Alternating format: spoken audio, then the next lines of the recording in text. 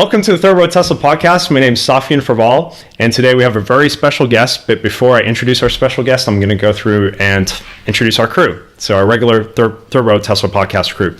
So today we have Omar Kazi, Tesla Truth. Boom. And we have Kristen from Hi. K10. Thank you. And we got Vincent Yu from Tasmanian. Hi.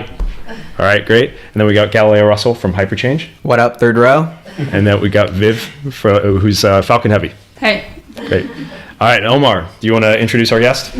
Please welcome the inventor of the car fart, Elon Musk. Thank you. Thank you. Please put that on my gravestone. Love it. So, yeah, it's kind of crazy that we're actually all here. And thank you so much for doing this. You're welcome. We're all Tesla customers, fans, and it's really good that it's finally happening. And I remember that I was looking at your Wikipedia tweet that it's like this bizarre fictionalized version of reality. Yeah. And I replied to him, like, why don't you come on a podcast and like tell your fictionalized version of reality? Sure, exactly. Until my fictionalized version. And you replied, okay, sure. And I was kind of like taken by surprise by that. And, you know, the way you engage and listen to your customers online, it's like, I've never seen anything like that from, you know, a CEO of a public company or Sure. any executive. So can you tell us a little bit where that came from, why you communicate directly instead of like having this PR strategy that most companies have? Sure. Well, I mean, it started out, I actually had one of the very first Twitter accounts, like when it was like less than 10,000 people. And then everyone was tweeting at me like what kind of latte they had at Starbucks. And I'm like, well, this seems like the silliest thing ever. So I deleted my Twitter account, and then someone else took it over and started tweeting in my name. Yeah. And then a couple of friends of mine, Will Lee and Jason Calcanis, they both said, hey, you should really use Twitter to get your message out, and also somebody's tweeting in your name and they're saying crazy things. So I was like, I'll say crazy things in my name. Did you have to pay them? No, they I'm not sure who it was, but it was for some reason I don't know. I got my account back. Great. And then I was just I don't know. To some degree, it's like just sort of I just started tweeting for fun, really. And my early tweets were quite crazy.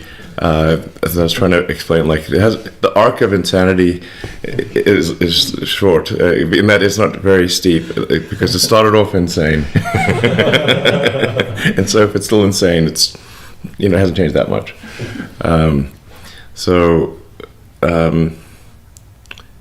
Yeah, and I don't know. It seemed kind of fun to. I think I've said this before. It's like, some people use their hair to express myself. I use Twitter. Yeah, I love that.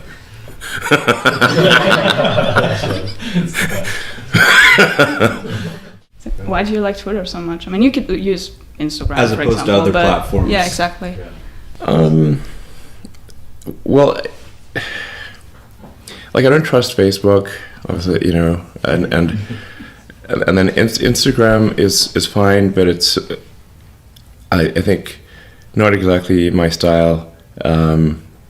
It's hard to convey a sort of intellectual arguments on Instagram. It's hard on Twitter too, but it's but you can't. It's so. Instagram is also owned by Facebook, and I was like, Deleted. Yeah, I just deleted it. It's like I don't really need to if I need to say something, I only really need to say it on one platform, pretty much. And so if I'm trying, and I don't want to spend too much time on social media, so it's just like, if people want to know what I'm saying, then they can just sort of go to Twitter. I'll just keep doing that as long as Twitter is good, I suppose, more good than bad. Yeah, crypto scammers are really. I understand that. They've been taking advantage of Vincent recently. Yeah, I know.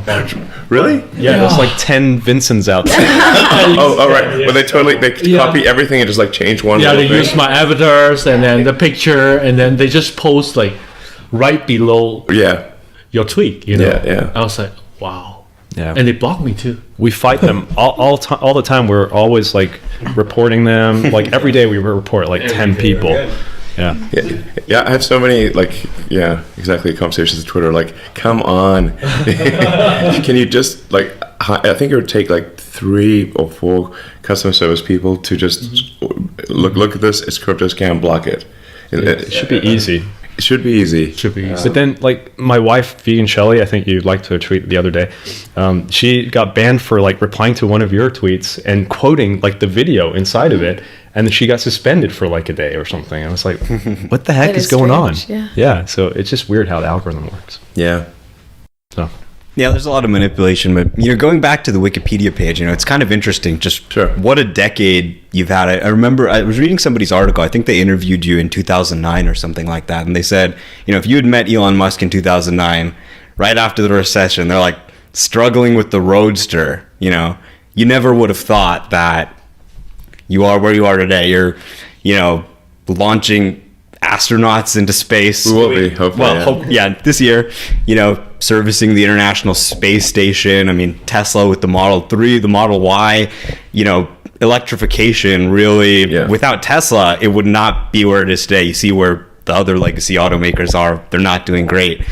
So, looking at kind of like this, like you've become this legendary figure, and looking at kind of like how people kind of see you, kind of the Ashley Vance biography or Wikipedia page, what is it that really kind of sticks out to you or, makes you laugh? Like, that's just completely off base. Yeah. Well, I think I mentioned that I kept getting referred to as an investor in like a bunch of things. And it's like, but I actually don't invest really except in companies that I help create. So I only have the only publicly traded share that I have at all is Tesla. I have no diversity on publicly traded shares. It's like us. Nothing. So, that's quite unusual. So, almost everyone diversifies to some degree. And then the only stock that I have of significance outside of Tesla is SpaceX, which is a private corporation, and then in order to get liquidity, which is mostly to reinvest in SpaceX and Tesla, and occasionally in provide funding for much smaller projects like Neuralink and Boring Company, then I'll actually take out loans against the Tesla and SpaceX stock. So what I actually have is whatever my Tesla and SpaceX stock is, and then there's about $1 billion of debt against that. So, which it's this is sometimes taken to imply that I'm claiming that I have no money, which I'm not claiming. But it's simply to make it clear that you'll see some number, some big number in Forbes or something. People will think I have the Tesla and SpaceX stock, and I have the cash, and I'm being somehow I'm just sitting on the cash, doing nothing, and hoarding resources. I'm like, no, it's the only alternative would be to say, okay, let's give the stock to the government or something, and then the government would be running things, and the government just is not good at running things. That's the main thing. I think there's like a fundamental sort of question of consumption versus capital allocation. This is probably gonna get me into trouble, but the paradigm of say communism versus capitalism, I think, is fundamentally sort of orthogonal to the reality of actual economics in some ways. So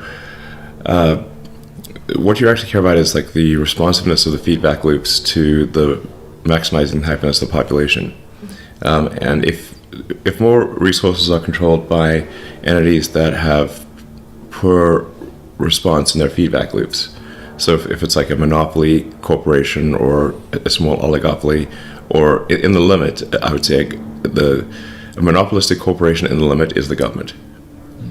So this is not to say people who work at the government are bad. If those same people are taken and put in a better sort of operating system situation, the outcome will be much better. So it's really just what is the responsiveness of the organization to maximizing the happiness of the people, and so you want to have a competitive situation where it's truly competitive, where companies aren't gaming the system, and then where the rules are set correctly, and then you need to be on the alert for regulatory capture, where the referees are in fact captured by the players, which is and the players should not control the referees, essentially, which can happen. Like that happened, for example, with I think the zero emission vehicle mandate in California, where California was like really strict on EVs, and then the car companies managed to sort of, frankly, in my view, trick the regulators into saying, okay, you don't need to be so hardcore about the EVs, and instead you say fuel cells of the future. But fuel cells are, of course, many years away, so forever. So they let up the rules, and then GM recalled the EV1 and crushed them in a junkyard, which was against the wishes of the owner. Yeah, I mean, they all lined up to buy them, and they wouldn't let them buy it. Well, I mean, Chris Payne did this great documentary on it, and it's like the owners of the EV1, which, by the way, wasn't actually that great of a car, but they still wanted the electric car so bad that they held a candlelit vigil at the junkyard where cars were crushed. Oh wow! Like it was like a prisoner being executed or something like that. Yeah. That was literally. I know. And like, So when painful. is the last time you even heard of that for a product? Right. GM stops the product. I mean, what?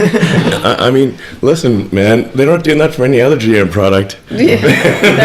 Have you thought about doing the EV2? It's kind of sometimes hard to get through these guys, So, anyway, I think that's a very important thing.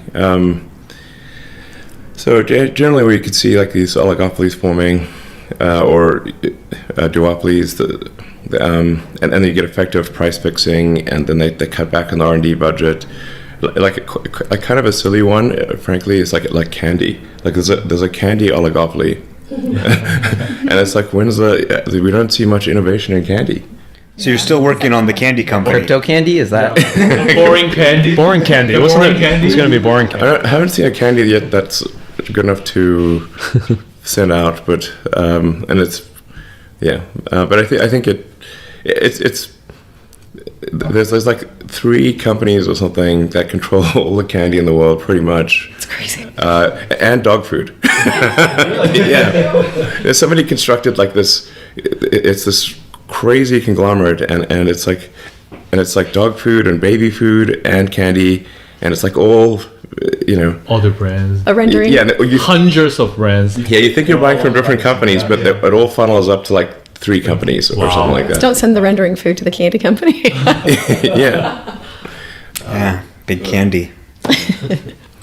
So you want to have like a good competitive forcing function, so that you have to make the product better, or you'll lose. Like if you don't make the product better and improve the product for the end consumer, then that company should have relatively less prosperity compared to a company that makes better products. Now the car industry, is actually pretty competitive, so that's good. But the good thing about a competitive industry is then if you make a product that's better, it's going to do better in the marketplace. Definitely. So this is Gene Wilder's old house. Yeah. I saw that. That's I saw the amazing. photos over there. It's lovely. Thanks for having us here as well. thank It's you. really special. Yeah, it's a cool spot, and it's got a solar glass roof. Yeah. Do you see that? Version 2, right? We didn't notice it, but Yes. we checked it out the second time. Yeah, I'm waiting for my 3, so I'm waiting for version 3. Well, whatever they're going to put on, I don't care. Give me version 3. Yeah, looking forward to it. Yeah, we saw it at the store in Torrance. Actually, they've got it in the stores now. Yeah. Looks really good. Well, it's actually designed such that you don't notice it. So, because like this, look at this old house. This is like it's an old house. I don't know, probably 50 years old, something like that, and it's quite quirky. So if you put something on that was like didn't blend in. That it would not look right. It would be pretty strident, and this had a black comp shingle roof. So I was like, okay, let's see if we can actually have it weave in and still feel natural, look good, and and I think it's sort of achieved that goal. But yeah, this is a lovely, quirky little house. I'll show you around afterwards. It's got all sorts of weird things. It's exactly what. Sorry? Is it Frank Lloyd? Right? No, I don't think so. I think it was just built in increments over time by probably several people. But they would have just knocked it down and built a giant house here. So it's like, So glad they didn't. yeah, it's super cool. Really amazing. So, Gene Wilder is one of my favorite actors, actually. So he's great. Awesome movies. So when you come up with a product like the solar glass roof, I think a lot of people misunderstand that like your goal is to bring these crazy technologies to market and really create a change in the world. Yeah. And so I think it's fascinating that you do it through companies, and it seems like the fastest way to create that feedback loop and to really like go from inventing something to millions of people using it right away. Yes. So it seems like buying a Tesla is almost like the best thing you could do to help the climate crisis, because you're like turbocharging R&D and products and innovation. I feel like not enough people really understand that. Yeah, that is. I think there's lots of good things people can do for the climate, but just generally anything that is moving towards sustainable energy, whether it's sustainable energy generation through solar or with an electric vehicle. Actually, just things like better insulation in a house just is really effective for energy consumption. But oh geez, Marvin. It's ingratiating. That's Marvin the Martian. Oh. I actually got him a little for Halloween, a little knitted Marvin the Martian cap. So he had the little, the helmet with it looked super cute. You got enough, buddy? So did you always know, like, business was the way you wanted to kind of attack these problems versus, say, maybe a nonprofit or, working as a college professor or something? I don't know.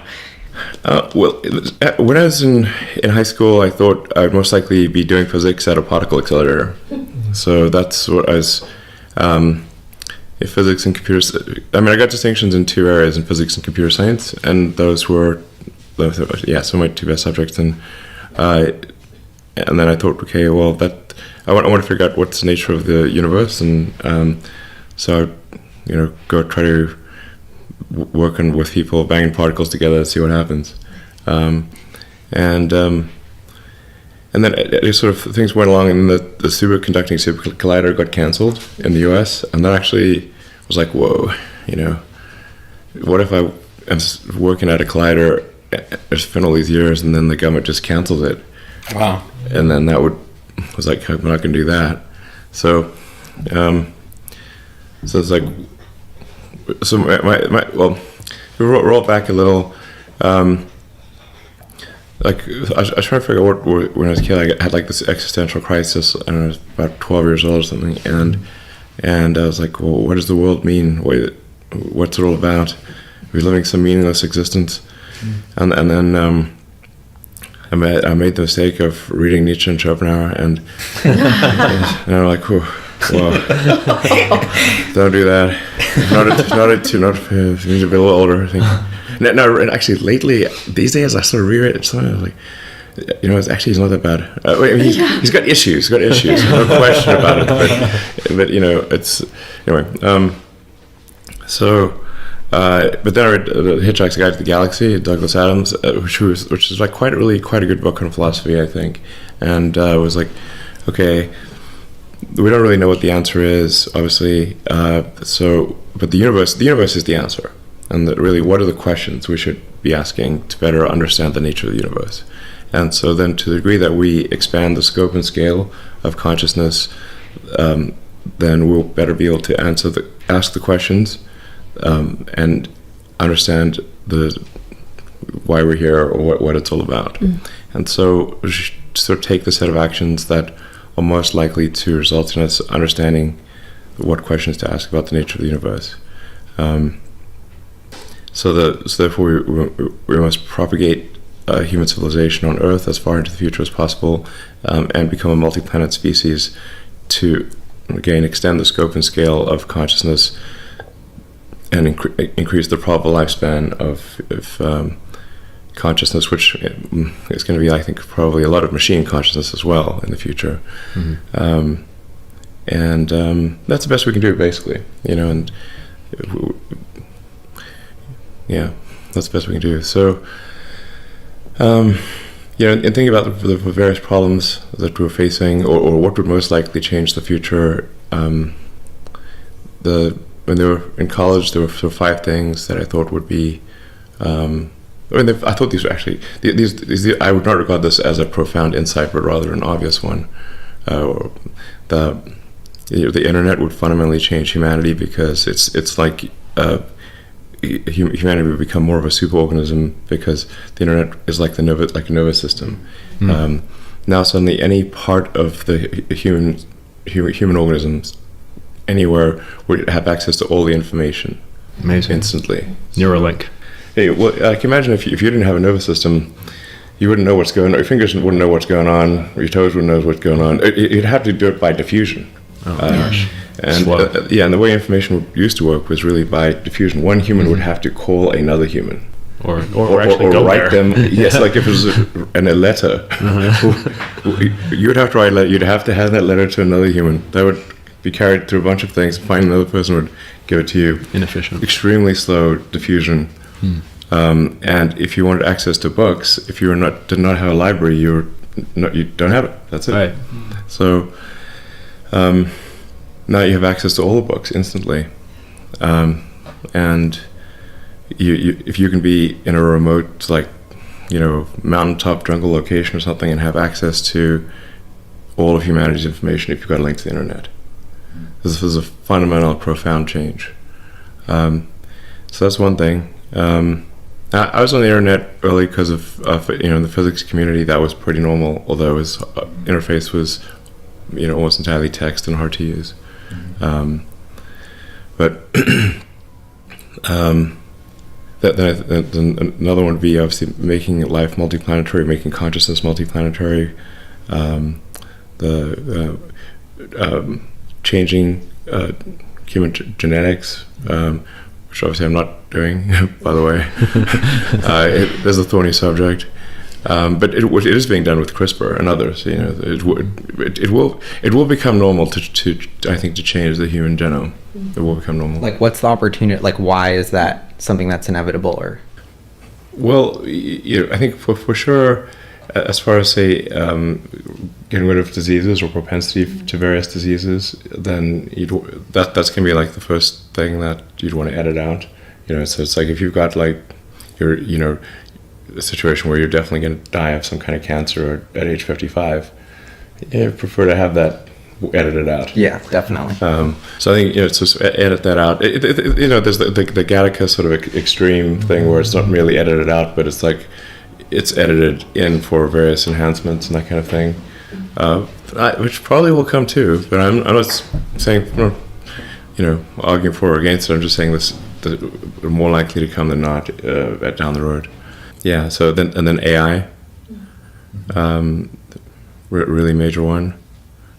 So these are all big motivational factors to keep our consciousness going. Oh, and it's sustainable. Yes, yeah. So sustainable energy. So sustainable energy actually was something that I thought was important before the environmental implications became as obvious as they are. It's simply because if you mine and burn hydrocarbons, then you're going to run out of them.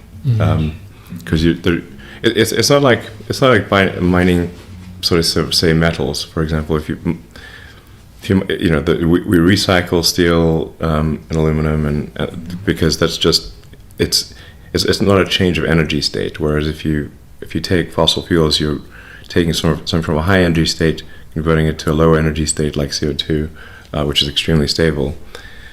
So whereas we will never run out of metals, not a problem. We will run out of mined hydrocarbons, and then necessarily, if we've got billions, ultimately trillions of tons of hydrocarbons that were buried deep underground in solid, liquid, or gas form, whatever, but they're deep underground. You sort of move them from deep underground to the oceans and atmosphere, you will have a change in the chemistry of the surface, obviously. And then there's just a certain probability associated with, well, how bad will that be? And the range of possibilities goes from mildly bad to extremely bad. But then why would you run that experiment? That seems like the craziest experiment ever. Especially since we have to go to sustainable energy anyway. Why would you run that experiment? It's just the maddest thing I've ever heard. I'm not saying there shouldn't be some use of hydrocarbons on Earth, but there just should be the correct price placed on CO2 production. And the obvious thing to do is have a carbon tax. It's a no-brainer. I don't know, 90+% of economists would say this, and I think of physicists, and it's just the market system works well if you've got the right price on things. It's very, very simple. And if you've got a price of zero, effectively, or very low, then it's people will behave accordingly. So it's just that's the thing that needs to get done.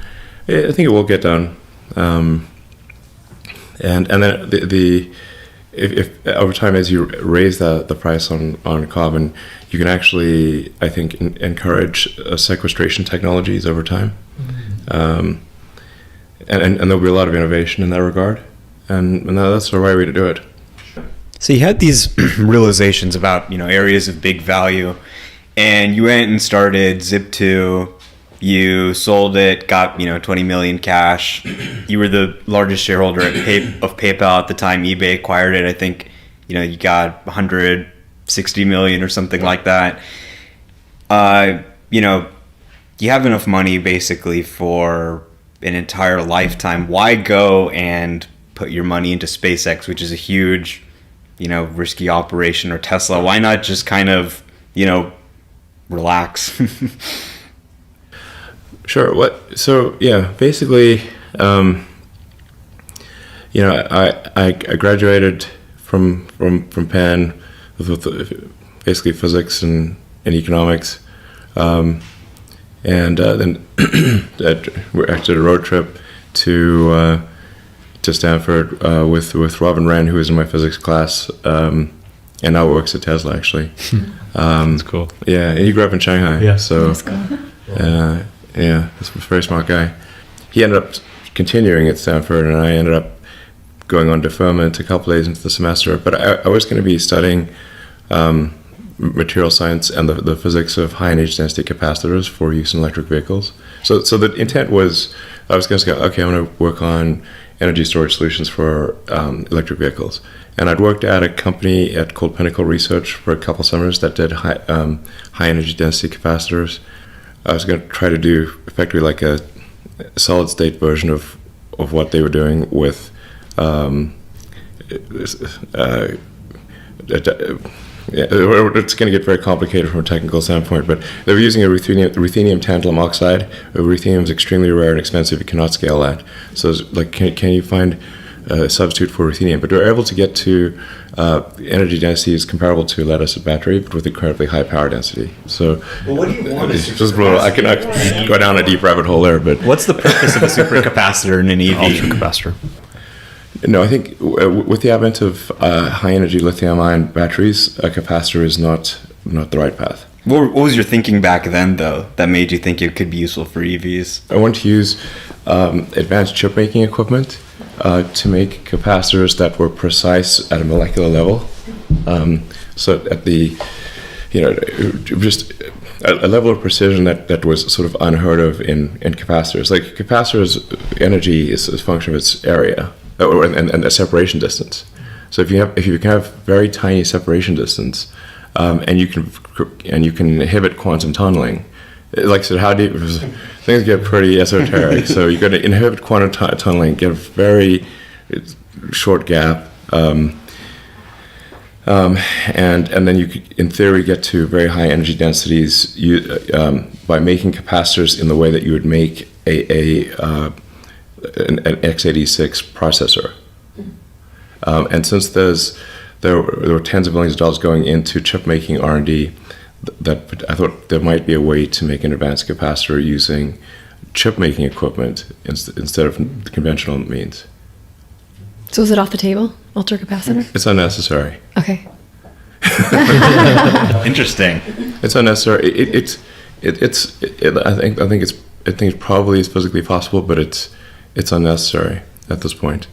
I mean, I know a lot of people were talking about Maxwell, and they'd been working on some stuff with capacitors. But the funny thing is that when I was doing my internships at this advanced capacitor company called Pinnacle Research, which was in Las Gatas, we talked a lot about Maxwell.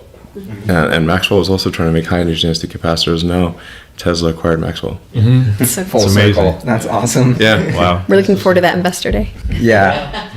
it's kind of a big deal. That's great. Great to know.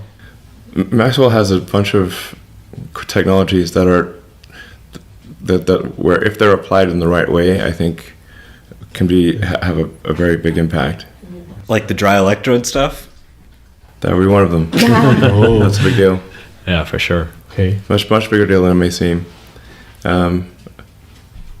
Yeah. And there's a few other things. With the space that it takes up for the ovens, that for the current technology, you can save all that real estate space now. That's one aspect, and the cost reduction, the weight savings. I mean, there's so many pluses, right? Yes, I mean, there's many things there, but I'll have to wait until whatever battery day. Sure. Which is hopefully in a few months. But I think we've got some pretty exciting things to share. So. Gally's very excited. Yeah, it seems like the pace of the innovation of the battery thing has just taken off. Like, since you guys have more capital and being able to have the Gigafactory be vertically integrated, just seems like no other car company's making that many batteries. So they're not even thinking about what comes next. But they're not even, Not even come close at all. I can 201 miles. Not even. That's a joke. Yeah, no, it's true. The other car companies just really want to outsource battery technology. Not even making this battery module and cell, but they're obviously outsourcing the cells, but even outsourcing the modules and the packs. Yeah. And it's like they're really not thinking about fundamental chemistry improvements, and there's some pretty deep wizardry at Tesla on this front. I should say a bit about like electric vehicles or sustainable energy in general. I said it was pretty, I think, obvious to not just to me, but to a lot of people, even go back 30 years or longer, that we must have a sustainable energy solution. In fact, it's tautological. If it's not sustainable, we must at some point find an alternative to it. Mm-hmm. And so, even if there were no environmental impact to the sort of fossil fuel economy, then we would run out of them, and then we'd have economic collapse, and civilization would fall apart. Yeah. So that was actually my initial motivation for electric vehicles. It's like, okay, we've got to have a solution that does not require mining hydrocarbons. That is sustainable in the long term. It was not actually initially from an environmental standpoint, because I had not realized the gravity of the environmental situation at that time. And I thought, actually, for sure, by now we'd have electric cars. For sure. But Are we back on the moon? yeah, totally. Why are we not back on the moon? Exactly. It's insane. It is insane. If you told somebody in '69 that we're not be back on the moon, and in 2020, they'd be like, you might have gotten punched, honestly, because they'd be like, you're just, it's like so insultingly rude to the future of humanity. Because they'd be like, what is wrong with you? Yeah, it's encouraging. SpaceX is encouraging, though. Yeah. So it's like we should have a base on the moon. We should have sent people to Mars. None of that's occurred. We've got to make that happen. Yeah, so but on the sustainability front, it was really, like I said, initially not so much from an environmental standpoint, but from a necessity of replacing a finite resource in order to ensure that civilization could continue to grow. And then the urgency of it became much more obvious, like, wow, we really better do something, because the environmental stuff is becoming quite serious. And the inertia of large existing companies is just hard to appreciate. They just want to keep doing the same thing, and maybe 5% different every year, maybe 5% different. big companies hate change. So so then at the time that Tesla was created, there was no one was doing electric cars. No, there weren't really startups. The big car companies weren't doing it. GM and Toyota canceled their EV programs. Now everybody's doing it right now. Like And their mom. Everybody's talking about it. Everyone and the mom is doing it. Yeah. And we would all like to congratulate about the Gigafactory 3. Definitely. Yeah. Yeah, it's Epic. amazing. And I would like to know like why China is the best country to build the first foreign Gigafactory. China is the biggest consumer of cars in the world. So it's the biggest. So that alone would be enough to do it. I think also there was a lot of uncertainty about tariffs, and it's like we potentially would be unable to sell effectively in China if we did not have a factory locally. Yes. Or at least unable to sell at prices that weren't extremely high. But those are really the two main reasons. I think that, but I think there's also a third important reason that there's just so much talent and drive in China that I think it's a good place to do a lot of things. And the evidence is there in the incredible progress in the factory, which was built with very, very high quality in a very short period of time. The cars coming out of Shanghai are already very high quality. Oh, I can tell, and the run rate is amazing. Mm-hmm.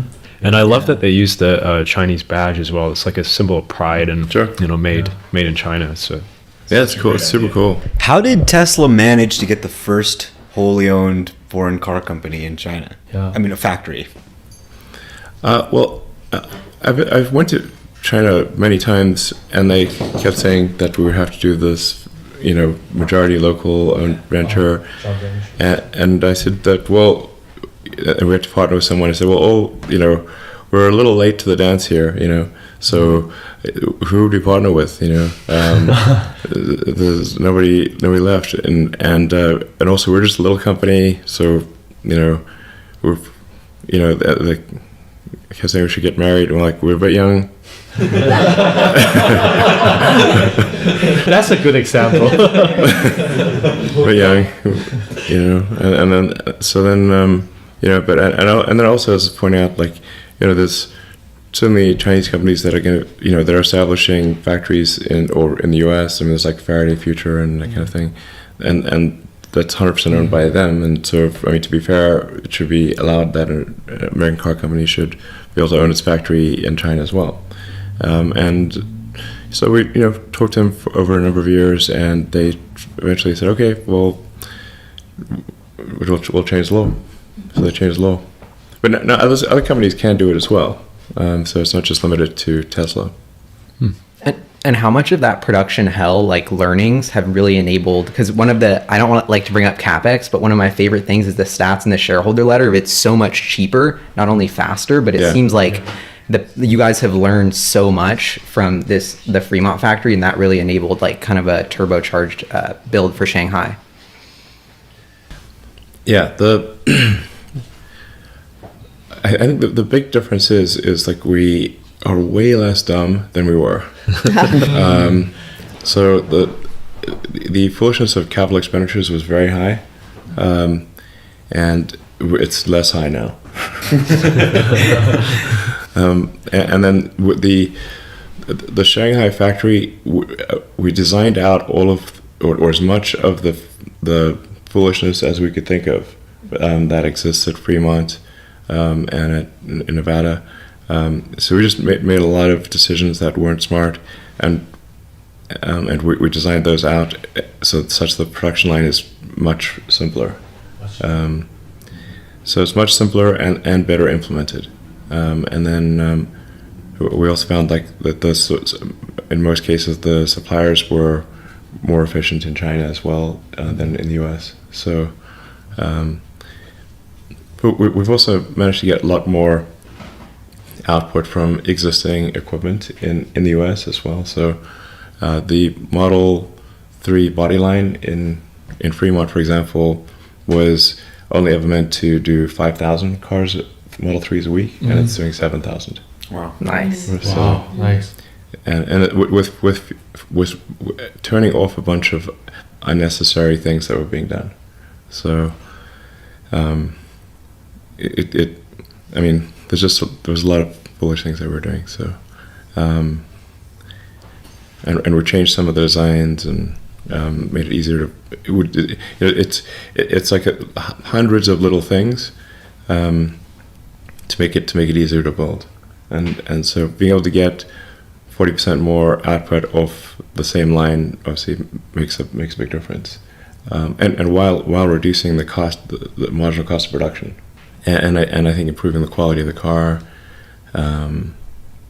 So it's all good stuff. It was the result of a ton of hard work by a lot of people. So yeah, but it was kind of necessary in that we didn't really have a place to put a second Model 3 body line. So it's like either we make this one go faster, or we will not be able to achieve production. But the Model 3 body line in Shanghai is much simpler than the one in, and I say that in a good way, because it has the same end result. So if you know, but it's a much easier to understand. There's just getting rid of unnecessary movement. There's a lot of unnecessary movement in the Fremont body line, but not in Shanghai. So you guys said in the production letter that you just started battery production in Shanghai too, and I heard that you guys were getting cells from Cattle and LG Chem. Are the cells basically kind of like a commodity part that you can assemble into your battery packs there, or does it make a difference? How do you see that long term? I believe these cells are not yet from LG. We do expect to use locally produced cells, but I don't. Just to be clear, I don't always know exactly what's going on everywhere at the 50,000 person company. So some of the things, like most of the things I say will be correct, but there may be occasionally something that's not. As to the best of my knowledge, we're not yet using LG Chem cells. We're using Panasonic cells made in Nevada. But LG Chem can make pretty much the same cells as Panasonic? Yes, but pretty much is not the same as same. So there's still a few bugs to work out with the LG Chem cells before we can use them in our module and battery pack production system. The CATL cells, or the CATL situation will be more of an integrated module than it will be a cell, and that's so that it's not just it's not super easy to replace these things. But yeah, we do expect to use CATL. We do expect to use LG. Currently, we're using Panasonic. When I say expect to use, I mean like literally a matter of months. So by the middle of this year, we probably be using both LG and CATL in volume. Wow. So we were talking about a lot of Tesla stuff, but we kind of wanted to ask you about your personal history, because you were saying how there's some misconceptions you would like to make straight. And Ashley Vance wrote a book about you. I just read May's lovely book, and it was really wonderful. I loved it, and learned a little bit more history about your family and you. But what are some of the misconceptions that you would like to correct? Most of this is just ended up being kind of water under the bridge that people didn't notice that much. I mean, there's a sort of some stories in there where it sounds like I fired people all of a sudden and arbitrarily, which was not the case.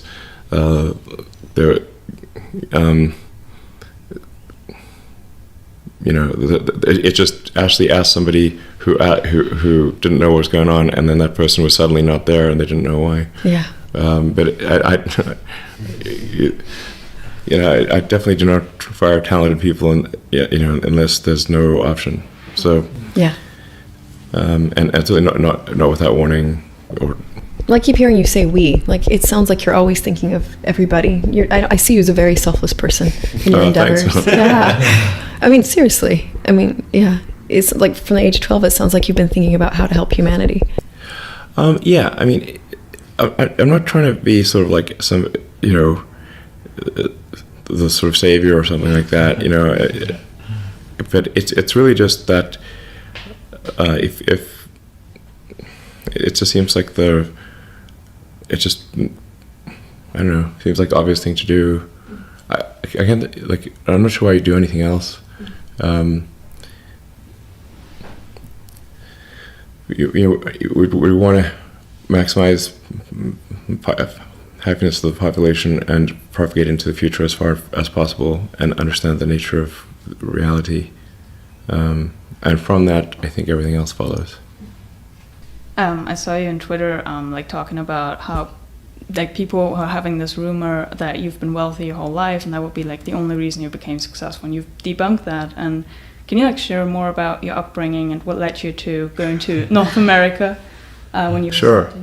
I was in South Africa, and it seemed like wherever there was, like, a lot of the advanced technology in the world was being produced in America, and Silicon Valley especially. So I wanted to be where I could sort of have an impact on technology. So that's or be involved in the creation of new technology. So that's what prompted me to go to at first Canada, because I could get citizenship in Canada through my mom, and then ultimately to the US. But yeah, I just left South Africa when I was 17 and landed in Montreal. I had like, I don't know, about $2,000 Canadian. Yeah, and I started staying in a youth hostel for a few days, and then there was this, you could buy a ticket to go across the country for $100 and stop along the way. And so I bought that and just took a Greyhound across Canada and saw all these like little towns. Well, we were getting. I didn't have much. I had like a backpack and a suitcase of books. But the bus company, Greyhound, they unloaded it in one of the cities, and then the bus left without my stuff. Oh, that's nice. So I literally had nothing. All your books. But your clothes too? Actually, weirdly, I think I might have had the books thing, but not my clothes. That was priorities. All you needed. Yeah, because I was just sitting in the bus station reading, waiting for the bus to get ready. Yeah. And I think I had the books, but no clothing. Oh no! So, anyway, but I managed to get to Swift Current, Saskatchewan, and then it's your cousin's son, yeah, has a wheat farm there, and I worked on the wheat farm for about 6 weeks. Wow. So I turned 18 in Saskatchewan. It's in this town called Swift Current. So that was summertime, right? It was June. Yeah, June 28th. So, because I've been there in the winter and it's like minus 40. Yeah. You don't want to be traveling there. Yeah. Did you ice skate? Did you try ice skating? No, it was quite warm. Okay. Well, I mean, in the winter. Did you stay for the winter? Were you there in the winter? No, I was there for about 6 weeks. Oh, you're lucky. You survived. That's good. Yeah, so it's cold there. Literally working on the wheat farm. We did a bond raising and I cleared out the wheat bins, the grain silos and that kind of thing. And I just worked the vegetable patch, basically just doing various things. Was your mind just thinking of what you're going to do after that? Yeah, I was trying to figure out what do I do next. Don't know what to do. So then I ended up getting back on the bus and went to Vancouver. And I had a half uncle there who was kind of in the lumber industry. He made lumber equipment. Sounds like the Northwest. Yeah, basically. So I ended up chainsawing logs and working on this lumber mill and cleaning out the where they boil the pulp in these crazy sort of boiler rooms. Yeah. Wow. And that might be the hardest job I've had, actually, because you had to crawl through this little tunnel in a hazmat suit, and then with shovel and then shovel this sort of steaming sand and mulch out of the boilers to clean them out. Wow. And you had to there was only one entrance or exit, which was like a little tunnel. If you're claustrophobic, it would be real bad. And then you shovel the sand and the mulch through the tunnel, and it would actually block the tunnel, and then somebody else would reach in and shovel it out from the other side. So just big enough, long enough that if you have a shovel with a long handle, so one person on the inside can shovel it far enough that someone on the outside can shovel it out. Wow. And then you had to rotate every 15 minutes to avoid getting hypothermia. Oh wow. Yeah, And there's no intense. safeties to just a man looking out for you. It was just two people kind of paired up. So if one person collapses and you go to call somebody, but it'd be really hard to drag somebody out. I have to say that it does not seem safe, because if the tunnel gets blocked, trying to unblock that tunnel would be very difficult in a short period of time. So, but it was the highest paying job at the employment office. So I was like, okay, the other jobs were I don't know, $8 an hour, and this one was $18 an hour. You had to buy your clothes, and they're all gone. Well, they did give you a hazmat suit. So, Oh, there you go. Yeah, How long did you do that job for? like 4 days. Oh, okay. No, but then it was done. Yeah, that's awesome. You said it was like a short-term thing, cleaning grain bins, cleaning the boilers. the boiler rooms. So what was next? We were in boiler rooms and then. Yeah, so it's basically, I mean, literally it was like a lumberjack who's chainsawing logs, and just doing lumber stuff basically for a few months there, and then applied for college and went to Queen's University in Kingston, and was there for a couple of years, and then somebody that suggested I should apply to UPenn, and I didn't think I'd be able to go because I was paying for my own way through university, which is actually not that hard in Canada because the tuition System. the tuition's highly subsidized in Canada. So with basically some, if you sort of work during the summer and semester and take out some loans and get some scholarships, you can pretty much go to any college in Canada, I think. But I met someone who was at UPenn, and they said you should at least apply, and I applied, and they actually gave me quite a big scholarship, so that allowed me to go there. And so then I did the physics and economics there, and then that's what led to the road trip to Stanford with Rob and Ren, and then that was during that summer that I was like, okay, if I can either spend several years kind of doing a PhD, and not that I care about the PhD actually, but I just needed a lab. But I could either spend a bunch of years working in a lab, and maybe the technology would pan out, or maybe it wouldn't. But the internet was definitely about to go supernova in '95. So I was like, okay, look, I can always come back to working on electric cars, basically, and which obviously I did. But the internet is not going to wait. So then I put Stanford on deferment and started Zip2, which was really just, we started off with maps and directions, yellow pages, white pages, that kind of thing. And it was, best of my knowledge, the first maps and directions on the internet.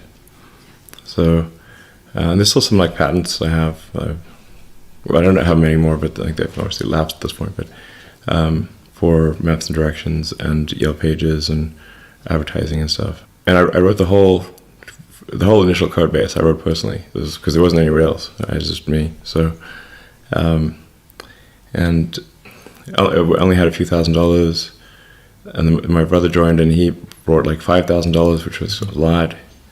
Yeah, at least for the first few months, there was literally only one computer. So when the website wasn't working, it was because I was compiling code, and even to get an internet connection was pretty hard. But there was an internet service provider on the floor below us. We more or less squatted in this office. The landlord was out of the country or something, and nobody was using it. So So you lived in there? yeah, I think I read that in May's book you showered at the YMCA then, right? that's right. Yeah, That's smart though. I mean, you were thrifty. You did what you had to do. we just like had no money, so what are we gonna do? You know? What did people think about Zip2 generally? Was it like seen as a crazy idea, or like did people even understand the internet back then? Most people did not understand the internet. Most people didn't know. Even on Sand Hill Road, like we tried pitching people to invest in an internet company. Most of the VCs we pitched to had never used the internet. Do you remember some of the VC firms you went to on Sand Hill? I remember most of the time we wouldn't take a meeting, and if they did take the meeting, they were pretty bored and not said like who's made money in the internet? No one. We're like, no one. Okay. But the sea change occurred when Netscape went public. Yeah. So, but the first thing I tried to do was not start a company. I tried to get a job at Netscape, but they didn't reply to me. Oh no. Oh man. So I tried hanging out in the lobby at Netscape. I don't know who to talk to. I was really too shy to talk to anyone. I don't know. So it's like, okay, I can't get a job at the only internet company that that does internet software. So then I'll try writing software. So that's kind of what happened there. Yeah, and then like I said, my brother came down and joined. This is like late '95, and then in January '95, I think it was there was a lot more interest in the internet stuff following the Netscape IPO, and the software was more impressive, I guess. So then more David Howe invested. So they're VC firm on Sand Hill Road, and they invested, I think it was like $3 million for effectively 60% of the company. Wow.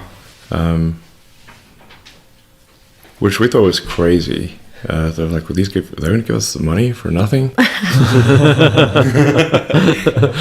They must be mad.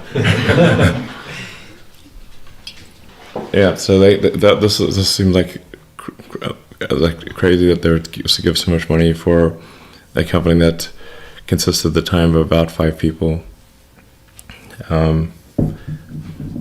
Like literally, I think 5 people at the time. So, but anyway, it worked out well for them in the end. So we hired a lot more people.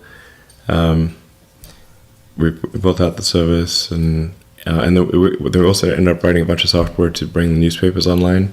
So Knight Ridder, New York Times Company, Hearst, all became investors and customers. And at one point, Zip2 was responsible for a significant section of the New York Times Company website. Yeah, so I got to know the media industry pretty well, and but over what really happened with Zip2 is it effectively got too much. There was too much control by the existing media companies. So they had too many board seats and too much voting control, and that they kept trying to push the company down directions that made no sense. Zip2 actually had really good software. I'd say software that's comparable, in some ways more advanced than, say, a Yahoo or Excite at the time, but it was just not being used properly, and it was all being forced through media companies who would then not use it. So it's like, it's like, okay, we've got the best technology, but it's not being deployed properly. So, but fortunately, Compaq came along, and they Compaq had acquired Digital Equipment, and Digital Equipment had owned AltaVista, which at the time was probably the best search engine. So they thought their idea was they will combine AltaVista with a bunch of other internet companies and try to create a competitor to Yahoo or Excite. That was Excite used to be a big thing, amazingly, and Yahoo used to be a big thing. Yeah, a long time ago. Now it's like owned by Verizon or something. Yeah. Then there was AOL. AOL. Back then. Yahoo's a crazy story. They, Yes. They failed to acquire Google twice. You know, Microsoft offered them like 40 billion or something, and they turned it down. And then Alibaba saved them out of nowhere. The Alibaba stake was worth more than the whole company at one point. By like a huge amount. Right. It was basically a proxy for Alibaba shares trading.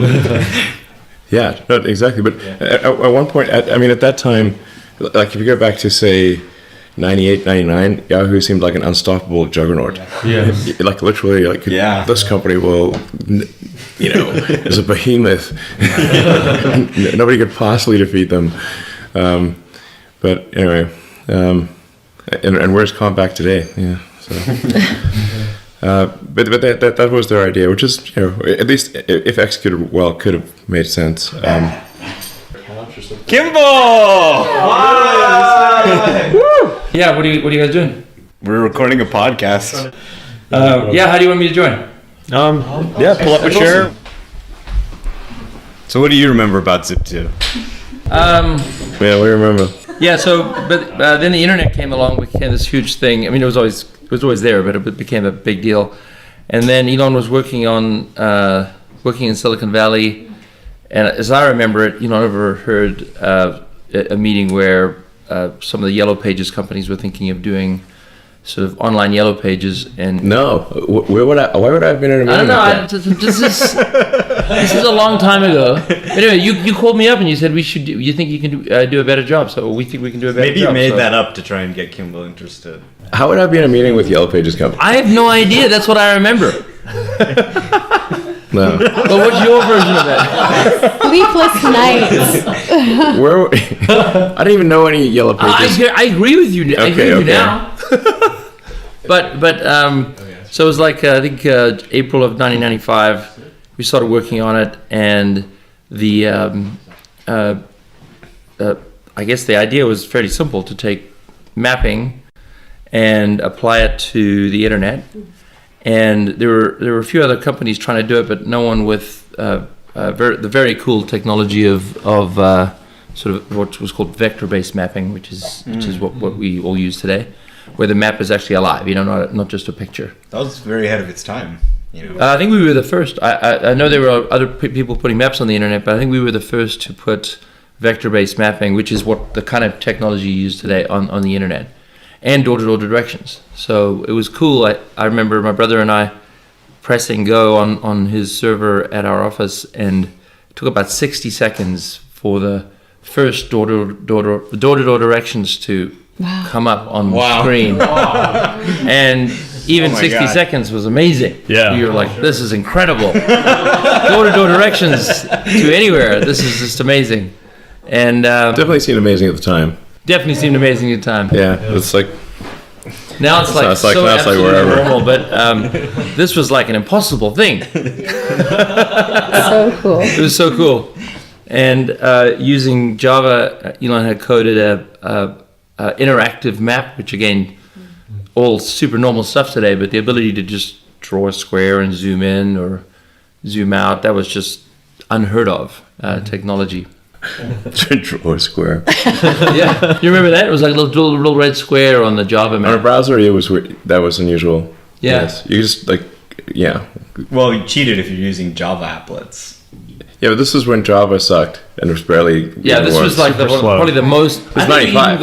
I think we even got some sort of recognition because it was the most advanced Java application on Java at the time because it was so ridiculously hard.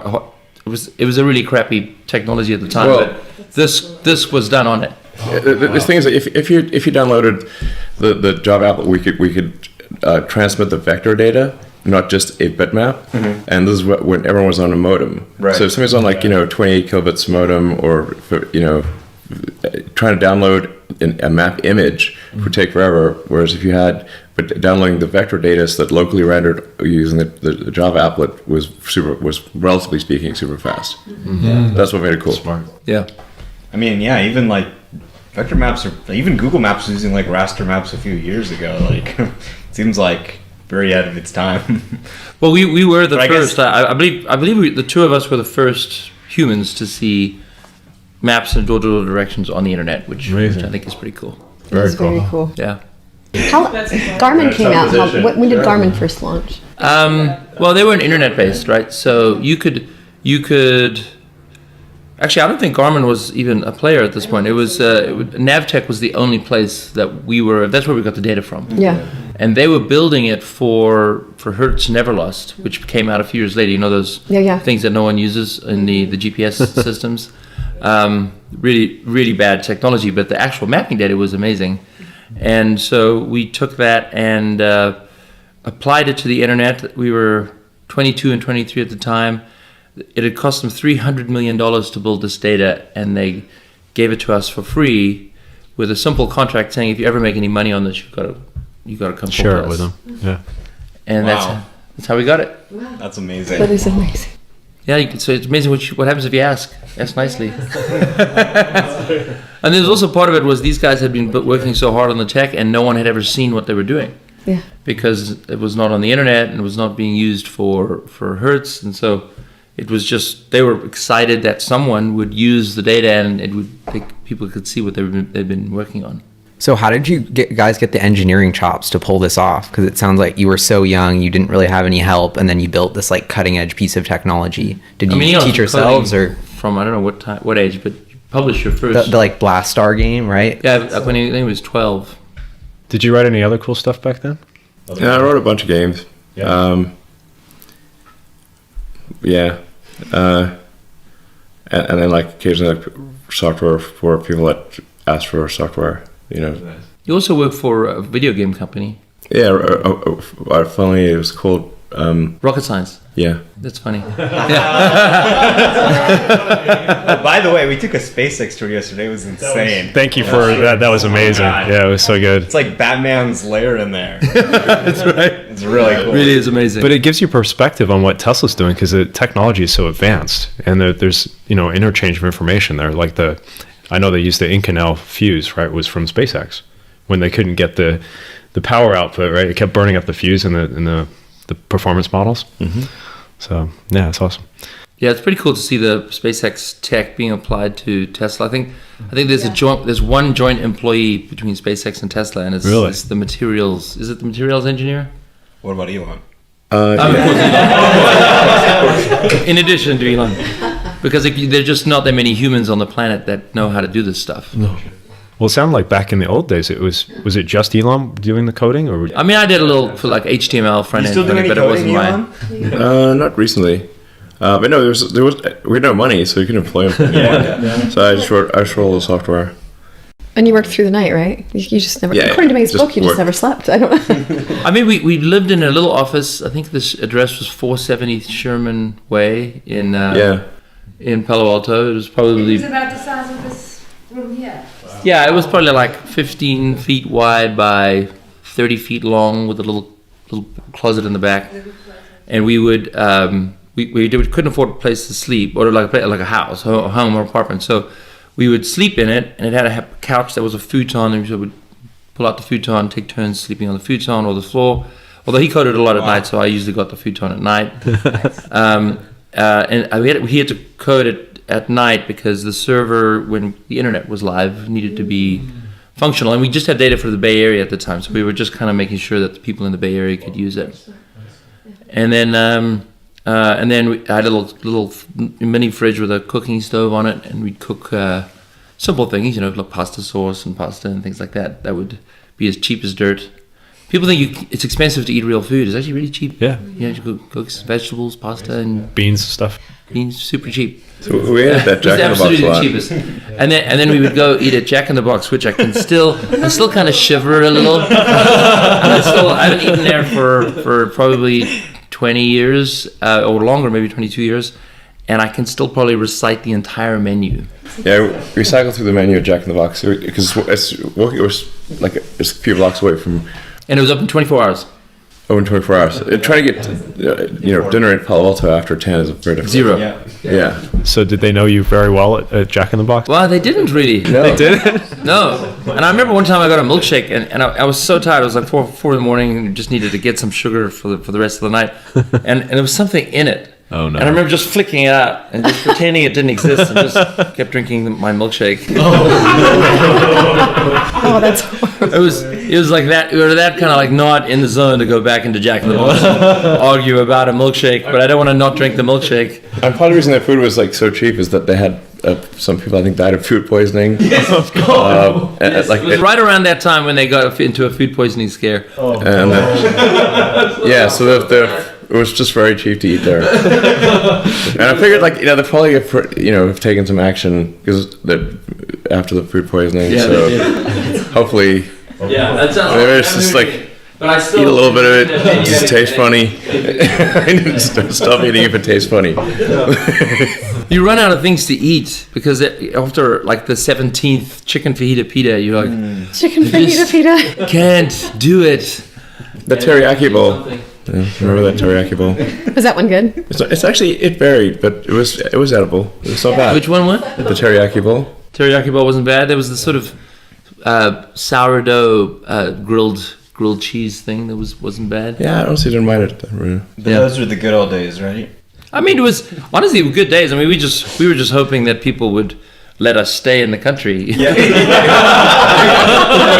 We weren't really that worried about what we were eating. We were just doing everything we could to get someone to support the company. We didn't really I didn't understand the venture capital world that much, so we were doing a seed round, an angel round, and doing our best to talk to everyone and anyone we could find.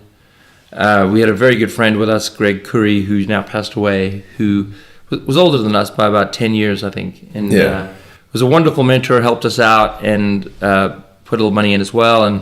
And then I did a lot of the work to just network with people. I think our first salesman who was selling Yellow Pages ads for us was a real estate agent who knew another person who knew this other person who helped us raise or put together. We ended up not doing the round, but put together a round of like $200,000 or something. Yeah. And then we did like part of it or something. I don't know. But I think once we had the Java map, which was really quite impressive. I mean, if you've never seen Google Maps or Yahoo Maps before, it really is a remarkable thing to see. We started to go to we got some audiences with some venture capitalists, and it just went from we were starving, we had no car, well, the car we had broken. The wheel fell off. Huh? The wheel fell off. The wheel fell off, yeah. What kind of car was it? I remember that. An old BMW 3 Series. Was it the one you where worked we on? did a road trip Yeah. across the country? Yeah, the one that my mom has some pictures of. I think there's still there's a carve in the road at Page Mill and El Camino. Literally, the wheel came off. The wheel fell off, and the guy Literally in the intersection. just drove it without the wheel to the side. It's pretty much time for the junkyard at that point because the whole car is just falling apart. So, it's like the point at which the wheel falls off. It's time to go to the junkyard. Kimball, the night before you met the venture capitalists, you and I were at Kinko's till 2 in the morning. No, that was way more stressful. That was way later because we already had the deal, but we were not. I don't know if you were, but I was not legally in America, so I was illegally there. I was legally there, but I was meant to be doing student work. Oh yeah, right. I had a student work visa. Yeah, you were doing you were supposed to be doing a PhD in Stanford and decided not to. So it was like I was allowed to do work, sort of supporting whatever, I don't know. Whereas I try to get a visa, but there's just no visa you can get to do a startup. Yeah, fortunately nobody was paying you anything either. And so we ended up getting we got a deal from Moore David out and this really well respected VC firm, and we had to break the news to them that we took the bus to get to the offices. We don't have a car and we don't have an apartment and we're illegal. No, you're illegal. And so, but I was legal, but my visa was going to run out in 2 years. Okay. Yeah, but I was definitely student visa. We needed to get it sorted, and so they were great. I mean, the lead investor, his wife was from Canada. They knew the whole challenge of being an immigrant, and we had Canadian passports, and so they funded the company and they gave us some money to each buy a car. And they gave us a salary so we could rent an apartment, and they I got a visa through the company. But the morning we were supposed to present to the partners, I went to Toronto because my mother was freaking out because she needed her computer fixed. And What, really? Seriously, this is brutal. So I flew out there planning to fly back on Sunday, and the meeting was on Monday. And I get to the airport on Sunday, and the border control they call me out. They're like, you're going down to work. You're not going down for travel. And I was like, no, I'm going down to work. I explained.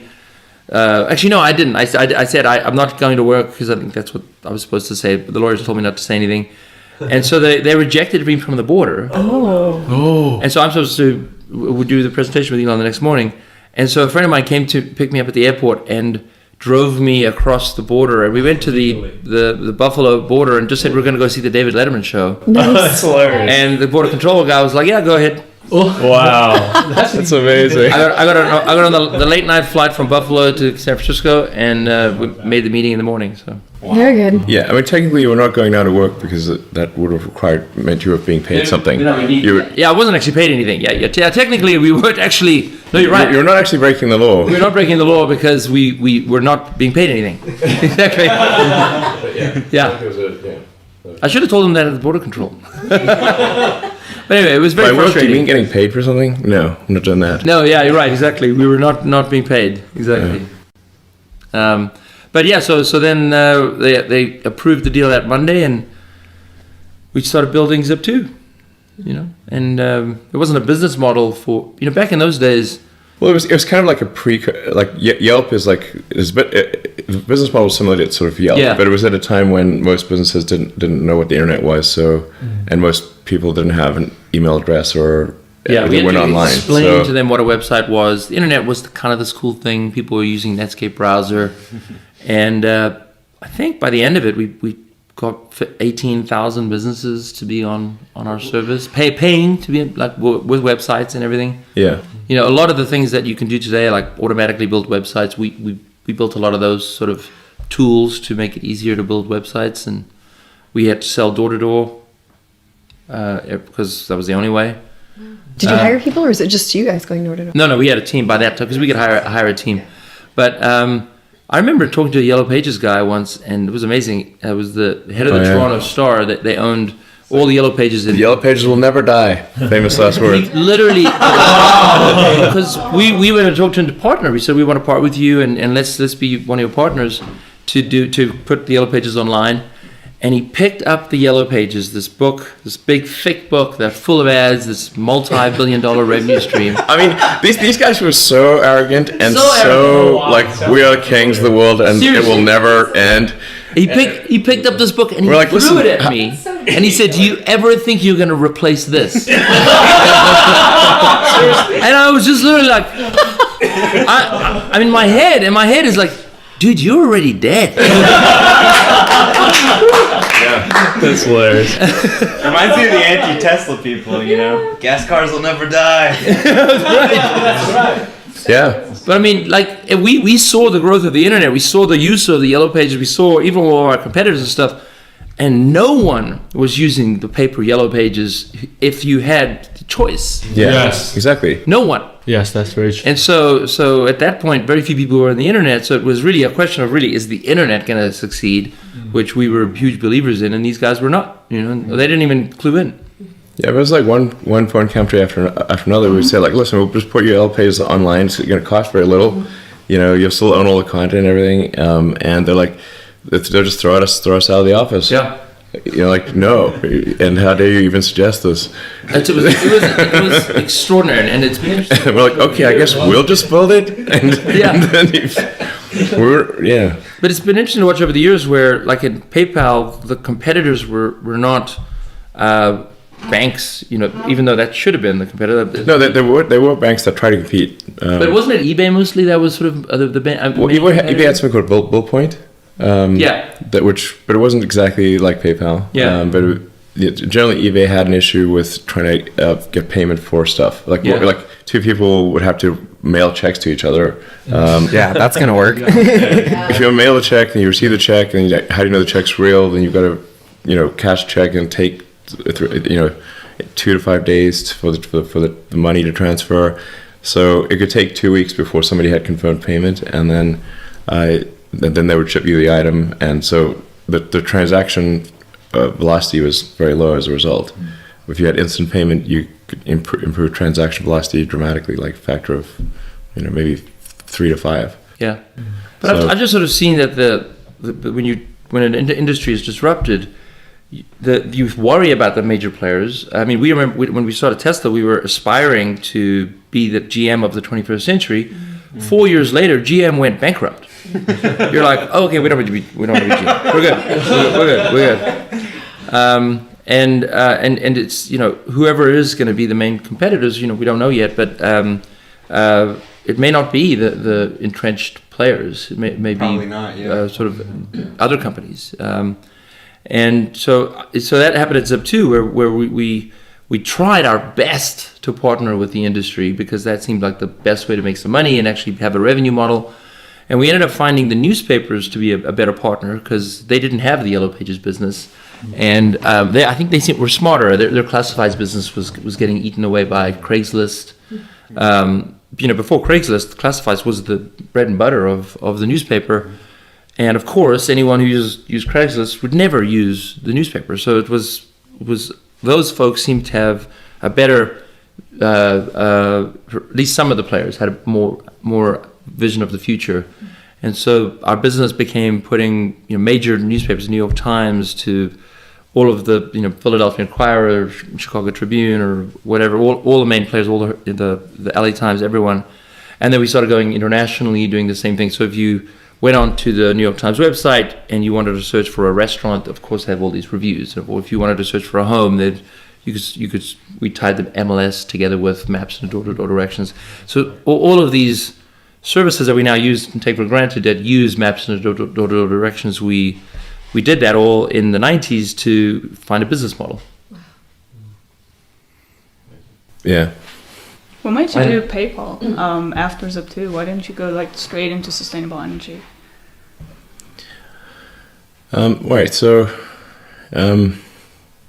gotta recall things that are now quite a while. So it would have been 98 when Compaq offered to acquire Zip2. Which I think it was a good thing for them to acquire it, because, as I mentioned, the newspapers actually, or the media companies, had too much control over Zip2. So they were not. We had great technology that was not being deployed effectively, and they would just generally be averse to anything that could remotely be competitive with their newspapers. So we're sort of trapped in this situation, but then Compaq came along and bought the company in late 98, and the deal closed early 99. So then as a result of that, Kim and I had some capital, $20 million or something out of it. And I think the thing that was frustrating to me was that we'd built incredible technology, and it had not been used. It was just sort of it was very disappointing. We put a lot of work into this technology and it just wasn't being used. So I was like, okay, I'm going to want to do one more thing on the internet just to show that we can make technology that is, when it's used properly, can be extremely effective. So I thought about what's digital, essentially. What exists in the form of information, and is also not high bandwidth, because in 99 people still mostly had modems. So you couldn't, video was not really feasible in 99. So, but money is low bandwidth and digital, effectively, mostly digital.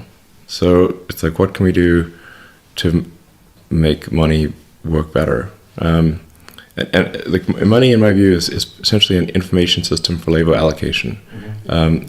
So it has no power in and of itself. It's like a database for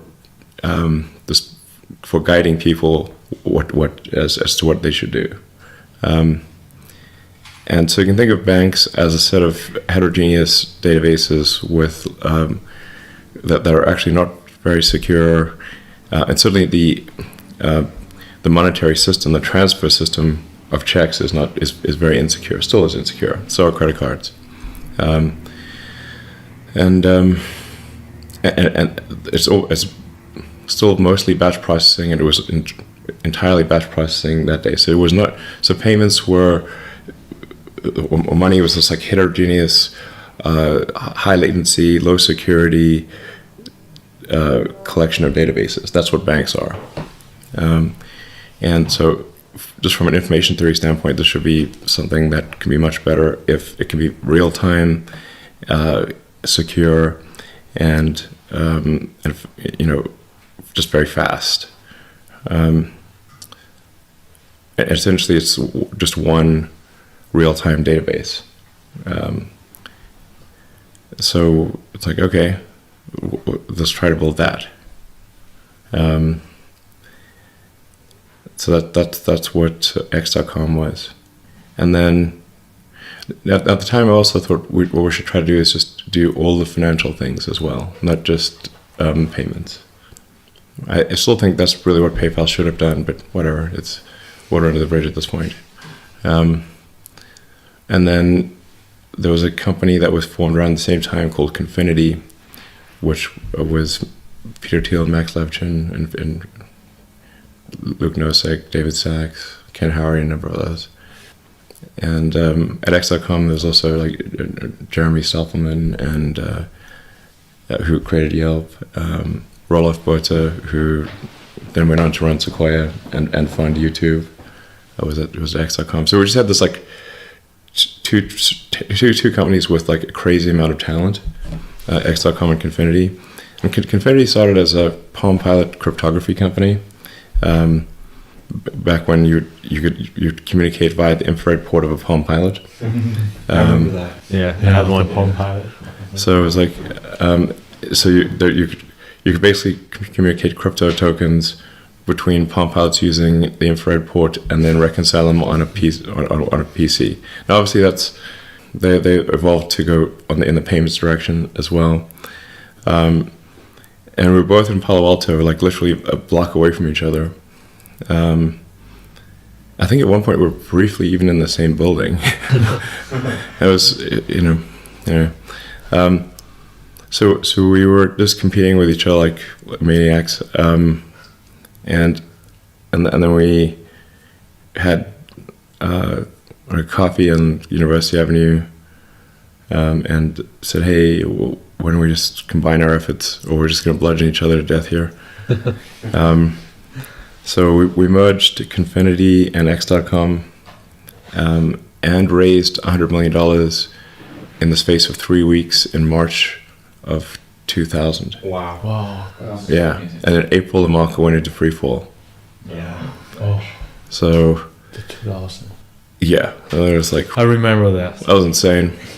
And we kind of thought it was going to go into free fall, but we're like, we better get this thing done fast, or we're both going to die.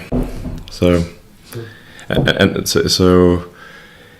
X.com was technically the acquirer of Confinity, but it was a 50.1 or 49.9 or something like that, and then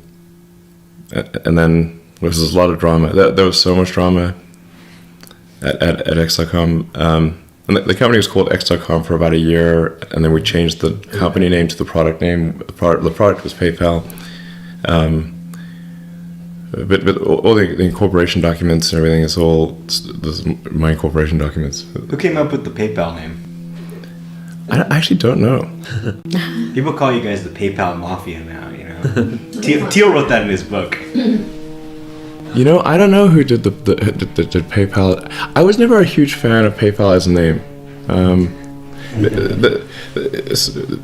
The reason being that I thought it made sense for the company to kind of broader, be much broader. Yeah, exactly. I mean, if you limit yourself to payments, then necessarily people want to transfer money out of the system. And as soon as they transfer money out of the system, the efficiency of the database drops dramatically, because now you're in the traditional banking world. So if you just offer all the things that if you just basically address all the reasons why people are taking money out of the PayPal system, so you have to provide them with checks so that you have a bridge to the legacy transaction system. You got to provide them with a debit card, provide them with the ability to get a loan and that kind of thing. But these are all ancillary to accelerating the velocity and accuracy and security of payments. Then if basically PayPal would be where all the money is. It would just suck all the money out of the banks, and the banks would go away. Yeah. So any plan you're gonna do with the X.com? I wrote if they just execute the business plan, the product plan I wrote in July 2000. Let's just do that. But I talked to them several times, but they didn't do it. So why did you and PayPal kind of part ways? What was really the drama that led to that, separation ultimately? Well, things were very dicey in 2000. Yeah. Companies were dying like all over the place. So I was CEO of the combined company, and we're doing quite well from a growth standpoint. We were adding 100,000 users a month type of thing, which back then was a lot. Yeah. But financially, things were tough, and we needed to raise a financing round. We were also there were some technical questions around what code architecture would we go with, and then there was also a branding question. Like I said, I think we should not use PayPal as brand because this is not consistent with being where all the money is. You want a centralized database, so I was kind of against the PayPal branding, and I wanted to do a bunch of things that seemed extremely risky, and I think those things would have worked out, but at a time when companies are dropping like flies, and I'm proposing that we do all these things that sound very risky. This is just much too scary for the rest of the team. You seem to be attracted to crazy ideas that other people are like.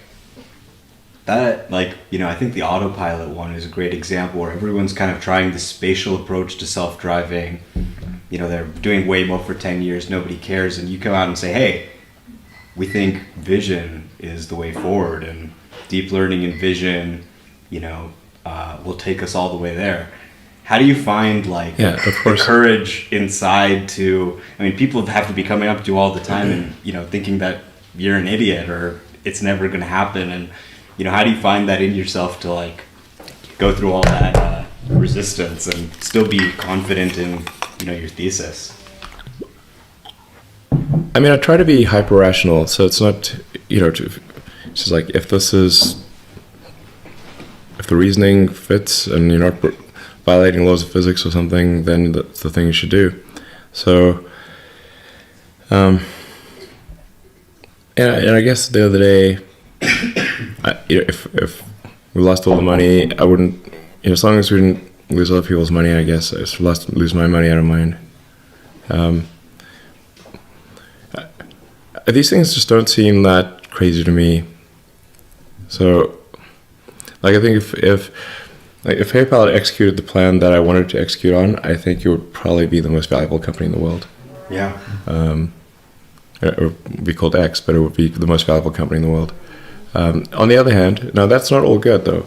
On the other hand, then a lot of super talented people would have stayed, and because PayPal got acquired by eBay not long after, so there was the PayPal coup at the end of 2000. 18 months later, it was acquired by eBay. So, and then, if you think of the companies that came out of PayPal, the so-called PayPal mafia, YouTube, those Steve and Chad created YouTube, Jerry Sobelman created Yelp, Peter created Palantir and a bunch of other things. There's David Sachs created his company, and Reid Hoffman created LinkedIn. Wow. It's almost like all that market cap still exists, but now it's allocated on all these other tech companies instead of X.com. Yeah, so in retrospect, I don't know, sometimes like it's maybe a good thing that X wasn't, or PayPal didn't achieve those things, because all these other companies would have at least been delayed, or may not have existed. There's definitely been kind of a resurgence in interest as we get into kind of cryptographic, money and Bitcoin and all that, of like interest in this idea, and it's interesting, like software hasn't eaten the banking industry yet. Software's eaten a lot of industries. There's some that it just hasn't, and banking's still there, Stripe's eating them slowly, but they're doing a pretty good job. The banks are in trouble if it's not Stripe, it'll be somebody else. And you love code, but you don't seem to be as bullish on Bitcoin. Do you have could you break down like why? Because you're talking about this big database that's more secure for faster transactions. It seems like Bitcoin's hitting at least some of those. I'm neither here nor there on Bitcoin. Yeah. What did you think when you read like Satoshi's white paper for the first time? Were you like, oh, it's pretty interesting?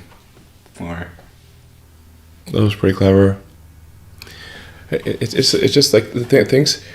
Yeah. This always gets like the crypto people angry, but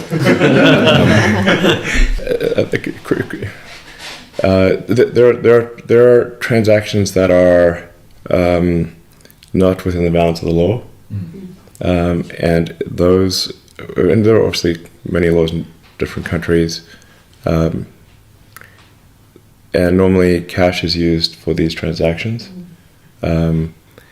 but in order for illegal transactions to occur, the cash must also be used for legal transactions. You need an illegal to legal bridge. That's where crypto comes in. So is it kind of the dark net stuff? It can't be entirely dark, because otherwise how do you buy normal stuff? And cash these days is used just much rarer. It's hard. It's like increasingly difficult to use cash. Some places you can't use cash at all. Yeah. So there's a forcing function for transactions that are illegal, quasi-legal, and in some cases legal. But it's got to have some. It's got to be both legal and illegal. It doesn't count otherwise. Otherwise, you simply it can't just be transactions within an illegal economy. Because how do you buy food in a house or something? You must have a legal to illegal bridge. So where I see crypto as is effectively as a replacement for cash, but not as a replacement as a primary. I do not see crypto being the primary database. So now this is sometimes taken being like I'm being judgmental about crypto, and it's actually, I think there's a lot of things that are illegal that shouldn't be illegal. But so it's not as though I think that sometimes governments just have too many laws about that. They shouldn't have so many things that are illegal. Didn't you say like on Mars there'd be less laws? Hopefully. Yeah. Do you also propose a direct democracy on Mars? I think probably that's the best. Probably it's the best thing. Mars technocracy. The Mars technocracy. Yes. And you want to make laws super short and simple, right? Well, yeah. If people can't understand laws, then then what's usually going to happen is some special interest is going to bamboozle the public with long laws. Yep. And then the law is like reading this law. This law is like the size of Lord of the Rings, but a very boring version of it. Like the dealership thing is just crazy to me. Like America's supposed to be competitive, free market. It's weird, right? Yeah, absolutely. So anyway, just so you want to keep the laws short and give them some kind of sunset period so that they don't just stay there forever. Otherwise, just accumulate over time and just eventually it'll be unwieldy. So the laws should have some time frame associated with them. They automatically go away. It's just keep the laws short to avoid trickery and sort of special interests that ultimately does not benefit the public. And then I think direct democracy is less susceptible to corruption than representative democracy. So Corruption just being like, to what degree is this action being taken that do not serve the interests of the population? Do not result in a net increase in population happiness as a whole. So that's why I think probably direct is better. And then just have things in real time. So if you want to vote on something, you can vote on it real fast. Probably make it. I would say make it easier to get rid of laws than to put them in, because these things tend to have a lot of inertia, and so have a bias towards having laws go away and not be there. So like maybe it takes 60% to put a law in place, but 40% to remove it, or something like that. Yeah. I mean, let's try it. See what happens. The bills are extremely long that they pass. No one reads them. Yeah. Hardly anyone in Congress has read the bill, and even if they've read the bill, if you quiz them on the details, they wouldn't know it. They'll find their page. They're like, yeah, there's like, tell me what's this. There was no idea. It seems kind of alarming that that's like the status quo and everyone just accepts it, but. Yeah, these laws tend to be written by industry groups as well, so they'll write the law, and then interact with the congressional staff, but most of the work will be done by the industry groups, and so they're going to write laws that entrench their position. It's like the people or the players buying the ref, like you were saying earlier. Exactly. It's that exact thing. Right, so you get the regulatory capture of the.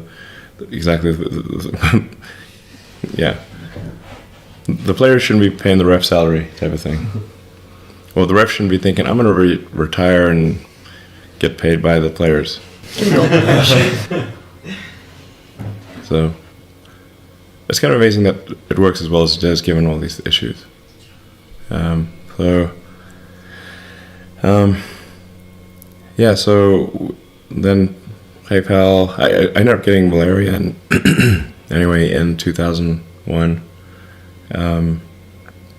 2001. Yeah, tell us about this, the malaria thing. That was you went on vacation, right? Yeah, we went to South Africa with Kimball, actually. Yeah, it's crazy. And then came back and had like a near-death case of malaria. Yeah, grew up in South Africa. We'd go to the bushveld all the time, to the what you guys call safari, and you just had a house in the bush. So you just go there every few weeks or so. I don't think we ever took malaria tablets. We didn't have malaria in those days. I think there was a drought and then a flood and then suddenly there were mosquitoes. Yeah, right. And so we were told to, and we did take malaria tablets. You took them as well, and when he got back, he was in Stanford, and they couldn't figure out what was wrong with him. Our uncle, who's a doctor in South Africa, is like, he has malaria. Wow. And it's like, no, he doesn't have malaria. We checked. So check again. Malaria kind of hides in the body. And then that's why they wouldn't believe it. So this was after PayPal got started? Oh, this is 2001. So it was sort of after the PayPal coup. So I was on the PayPal board, and I was providing sort of product advice and whatnot. But in late December 2000, went on a trip to South Africa, came back early January 2001, and I had a severe case of malaria, almost died. I sat next to his bed for about 5 days. He was yellow and just tubes going in and out of him. Just sat early morning till late at night, just waiting to see. And then they said to me, get some pajamas for him, and the closest store was some like Dress for Less or something. So I just got him some pajamas, and then the next thing, after 5 days, he woke up and he says, "So there's bunnies on my pajamas." I knew he was bitter. I think they were bunnies or ducks or something, because that was what I could get. And then I knew he was better. You were sleeping. I mean, like it affected your brain that harshly. Yeah, no, it was bad. It was really bad. Does that change your perspective? How did it influence you after that? I don't know. I don't think it changed me that much. Would you say? I don't think it changed you. No, I don't think it did. Recovered and went back to Yeah. the world. But how many times have you been on I vacation? lost like 50 pounds, though. It was great. So no more vacations, though. Well, yeah, it took me like almost 6 months to get back to normal. Wow. So, and then so in 2001, I was thinking about what to do next, and I thought there's like sustainable energy, like basically electric cars, solar, space, and then a friend of mine asked me, so what are you gonna do next? I said, well, so I would love to do something in space, but I didn't think there's anything that a private individual could do in space. But at least I'm going to go on the NASA website and find out when people are going to Mars. And I go on the NASA website, and it's nowhere to be found. And so I was like, well, this is pretty weird. And then I discovered that it was actually a NASA policy not to talk about it. Really? Yeah, at the time. Huh. Why was that, do you think? What I was told is that when George Bush the First was when he was elected, he said he asked NASA to put together a plan to send people to Mars in 90 days. They came back with a plan, and it was $500 billion. And it says, well, this is like political suicide. So then after that, talk of manned missions to Mars were banned. That's what I sold. Yeah. So anyway, so it's like, well, maybe there's something that can be done here to get the public excited about going to Mars. And if I get the public excited, then they will vote NASA to have more funding. And so the original idea for SpaceX was just to have a philanthropic mission to Mars. Yeah, actually, I started a graphic of a pot plant. Just need to get the pot plant to Mars. It was like an inspiration. Sure. Just as a way to prove to the world that it could be done. Yeah. So the mission was called Mars Oasis. It was seeds and dehydrated nutrient gel that would hydrate upon landing. You get this great picture of green plants on a red background. Be like the first sort of life as we know it on Mars, and you can also learn a lot about what does it take to keep plants alive and have a little miniature greenhouse on surface of Mars. So that's what I initially pursued as like a way to basically increase NASA's budget. It wasn't let's create a space company. It was how do we get NASA's budget increased so we can go send people to Mars. And I was trying to figure out how to get this thing launched, and the rockets, the European and US rockets were too expensive, and I couldn't afford them. So I went to Russia to try to buy some ICBMs in 2001, literally. And they kept raising the price on me, and it was being quite difficult. And I said, I could afford to pay $9 million for an ICBM, but not 20, because I figured we need to do 2 of these missions, because odds are good that one would fail, and then it could have a negative impact potentially. So that was pretty weird, being in Moscow trying to buy ICBMs in 2001. That's amazing. How do you negotiate to buy an ICBM? Yeah, I call up the military and say, well, they got to they got to get rid of these things anyway because of the arms reduction treaties. So it's like, if you're going to throw it away, I'll take it off your hands. They have to. It was like SS-18 Geneva.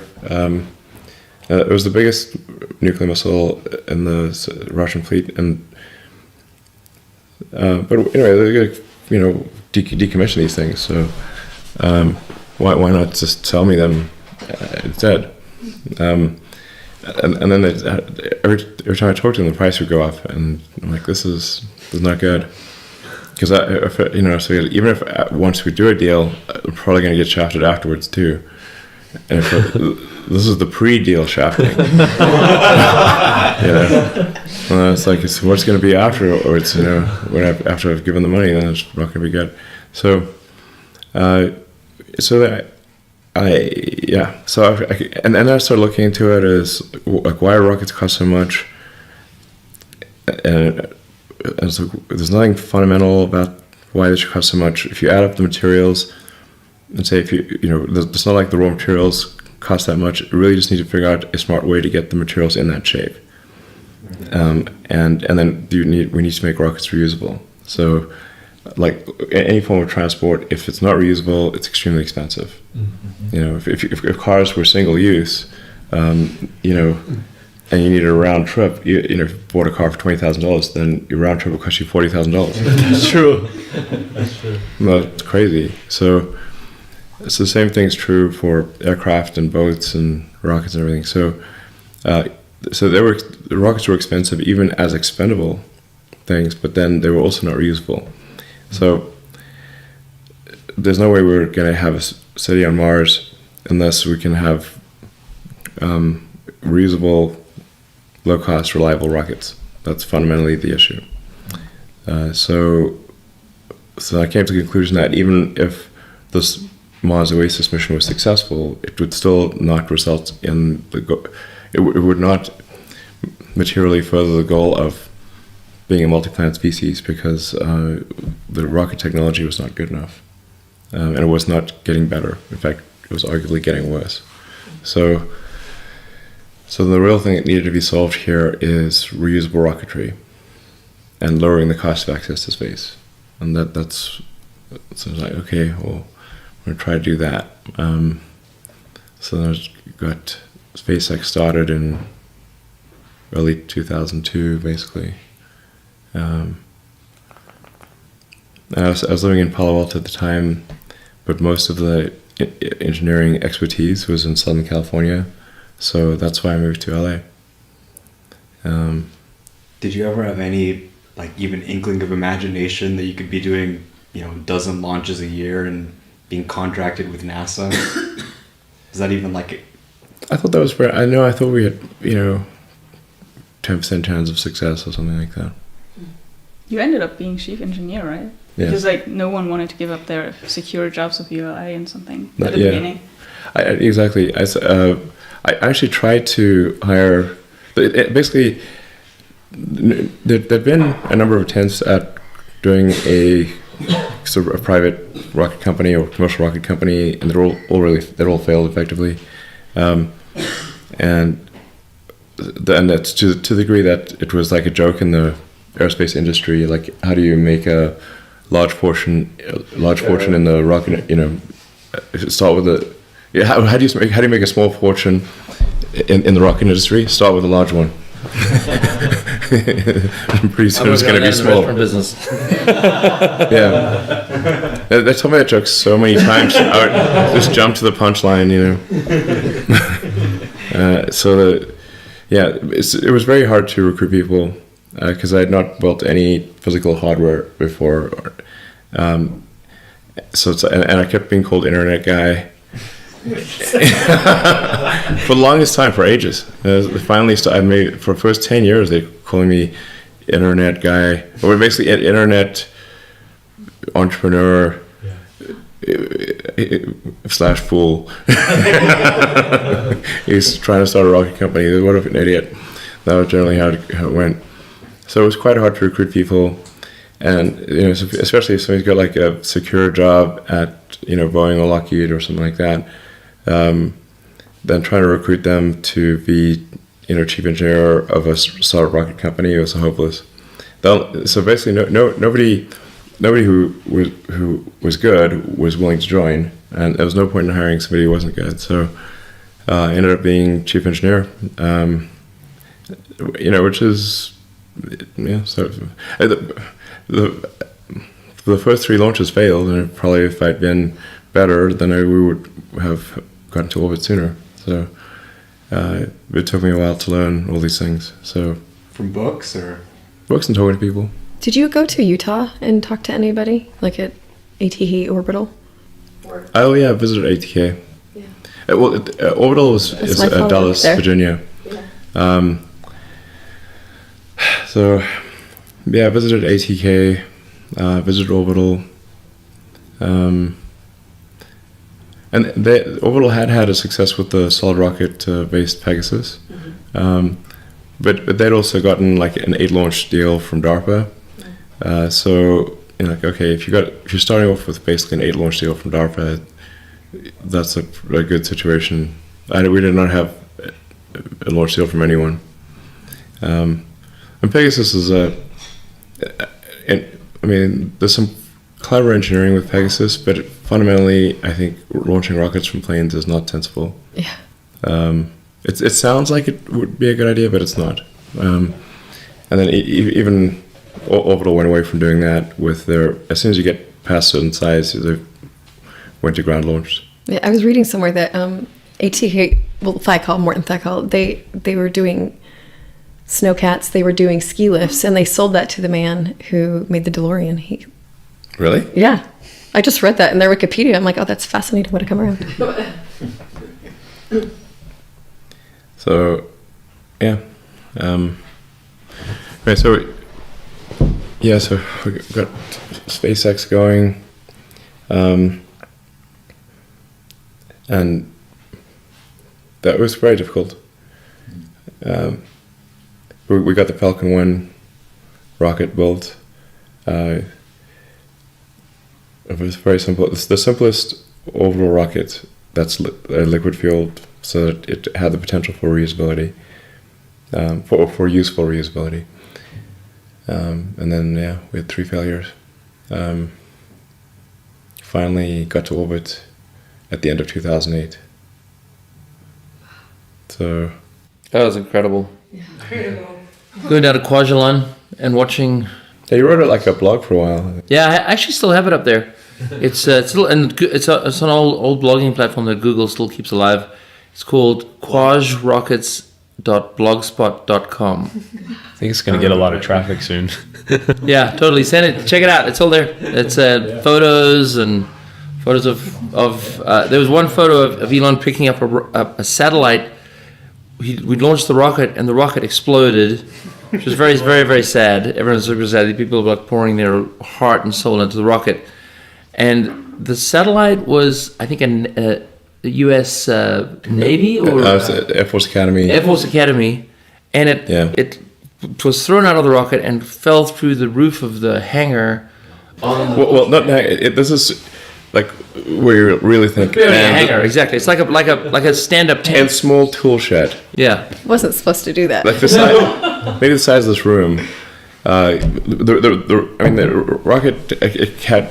This is the first launch failure, so it had there's a cracked aluminum B nut on that cracked during liftoff and created so there was an engine fire. This wouldn't have been the end of the world, but there was one of the helium lines was steel mesh overwrapped with a Kevlar sleeve, and it melted the sleeve.